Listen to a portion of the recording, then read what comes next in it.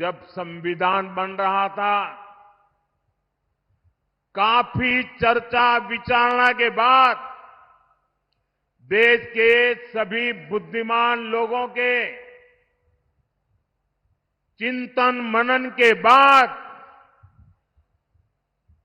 बाबा साहब आंबेडकर के नेतृत्व में ये तय किया गया था कि भारत में धर्म के आधार पर आरक्षण नहीं होगा।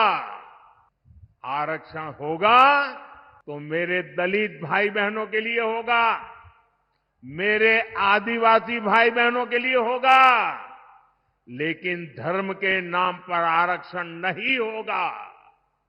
लेकिन वोट बैंक की भूखी कांग्रेस ने कभी इन महापुरुषों की बातों की परवाह नहीं की, संविधान की पवित्रता की परवाह नहीं की, बाबा साहब आंबेडकर के शब्दों की परवाह नहीं की।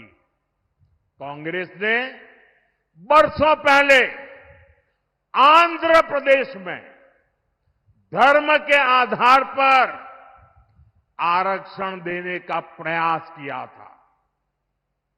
फिर कांग्रेस ने इसको पूरे देश में लागू करने की योजना बनाई।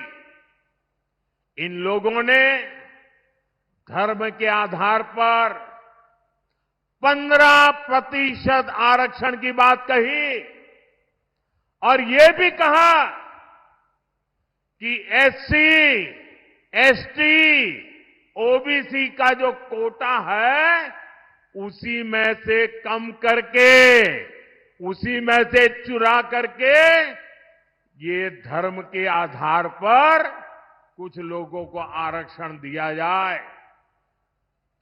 2009 के अपने घोषणा पत्र में कांग्रेस ने यही इरादा भी जताया।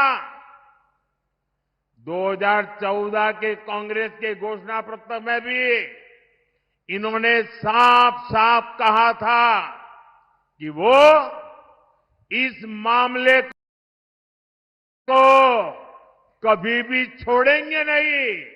मतलब धर्म के आधार पर आरक्षण देंगे, अगर दलितों का, आदिवासियों का आरक्षण कट करना पड़े तो करेंगे। कई साल पहले कांग्रेस ने कर्नाटका में धर्म के आधार पर आरक्षण लागू भी कर दिया था।